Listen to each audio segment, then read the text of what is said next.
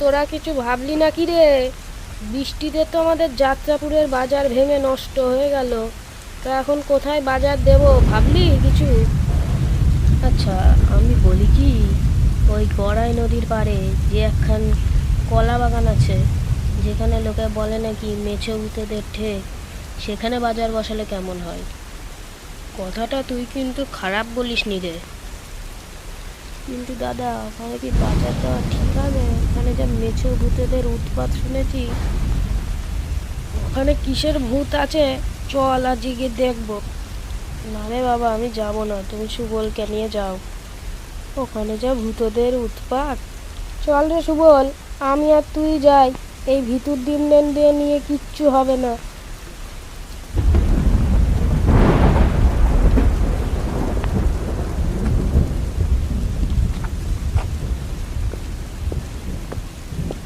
বল, সবাই বললো নাকি এখানে ভূতেদের অত্যাচার।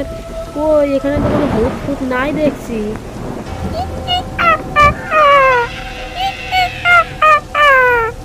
কিরে, ভূত কি তোর বাবার রাখা চাকর নাকি রে? তোরা যখনই ডাকবি তখনই চলে আসবে। কিসের আওয়াজ রে? দাদা দাদা, আমি দেখছি। এই, কে রে ওখানে? আর কেই বা আমাদের ভয় দেখানোর চেষ্টা করছিস? সাহস থাকলে সামনে এসে দাঁড়া। আমি হলাম এই বাগানের মেছো ভূতেদের সর্দার রে। আর আমি যদি সামনে যাই, হিমশিম খেয়ে যাবি রে। সে তুমি সর্দার বা মালদার কিনা আমার জেনে লাভ নেই। আমরা কাল থেকে এখানে মাছের হাট বসাবো, সেটাই জানাতে আসলাম। সে তো ভালো কথা রে। তাহলে আমাদের কাল থেকে প্রতিদিন 30 কেজি করে মাছ দিবি, তাহলেই হবে। আচ্ছা ঠিক আছে, তাহলে সেই কথাই।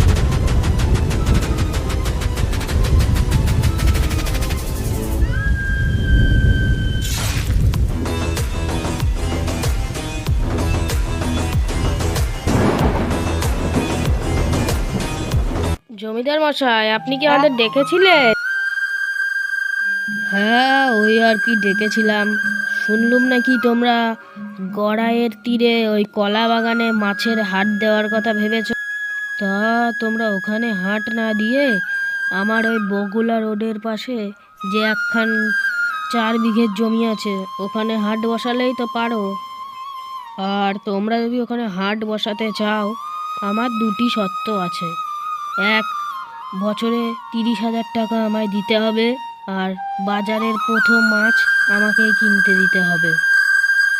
আচ্ছা জমিদার মশাই, তাহলে আমরা আমাদের সকল হাট ব্যবসায়ীর কাছে শুনে আপনাকে জানাচ্ছি।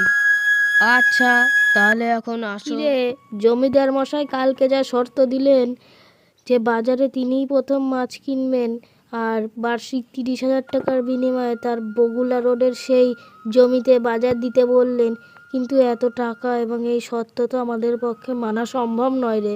তাহলে কি করব? কাকু, ও কাকু, তোমাদের আর এই বিষয় নিয়ে চিন্তা করতে হবে না। চলো, আমি গিয়ে দেখছি ওই বাগানে কত ভূত আছে। আজকে এই ভূতেদের এই গা ছাড়া করব। তা বাবা, তুমি কে? তুমি কোথা থেকে আসলে? আর এত রাতে এখানে কি করছো?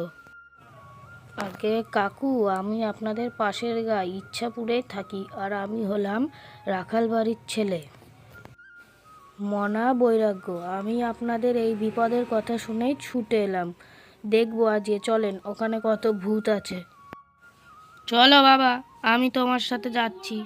রে, তুই আবার আজকে তোর নাতিকে নিয়ে এসছিস? তোর নাতির নরম তুলতুলে হাড় আজকে চিবিয়ে খাবো। আরে কে তুমি? সামনে এসে কথা বলো। সাহস থাকলে সামনে আসো। আরে, আমি যদি সামনে যাই তাহলে তো ভিমরি খেয়ে যাবি রে। আচ্ছা, তুমি তাহলে এভাবে মানবে না। দাঁড়াও, তোমাকে দেখাচ্ছি মজা। দাঁড়াও কাকু, আমি এক্ষুনি আসছি, একটু দাঁড়াও।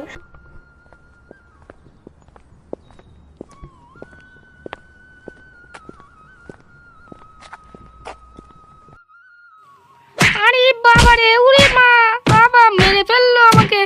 বাঁচাও বাঁচাও, আগো মেরে ফেললো আমাকে।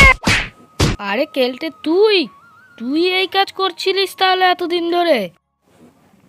আসলে দাদা, আমাকে এ কাজ করতে জমিদার মশাই বাধ্য করেছে। আপনারা যাতে ওই জমিদার মশাইয়ের বগুলা রোডের পাশের জমিতে টাকা দিয়ে দোকান দেন সেই জন্য, আর এখানে যাতে দোকান না দেন এই জন্য আমাকে এই কাজ করতে বলেছে। আরে তোরা শোন, আমি বলি কি, কালকে ওই ছেলেটা রাত্রিবেলা এসে আমাদের যা সাহায্য করলো, তাহলে তো আমাদের তাকে কৃতজ্ঞ জানানো উচিত। তাহলে তাকে কাল আমাদের ওই মাছের হাট উদ্বোধন করতে ডাকা যাক নাকি? তোরা কি বলিস রে? আরে দাদা, এটা তো খুবই ভালো কথা। তাহলে আমি ওকে পাশের গ্রাম ইচ্ছাপুর থেকে তাহলে আমি ওকে কাল নিয়ে আসবো।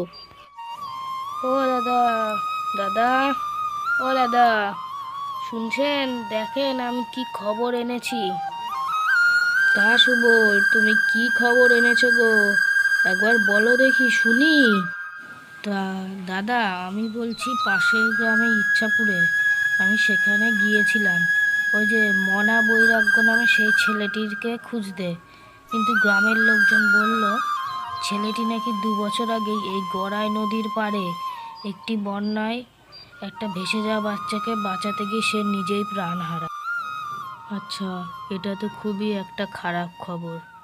ছেলেটির যে মরার পরেও ভালো কাজ করার অভ্যেস যায়নি। তাহলে আজ থেকে এই বাজারের নাম হবে মনা বৈরাগ্যের হাট।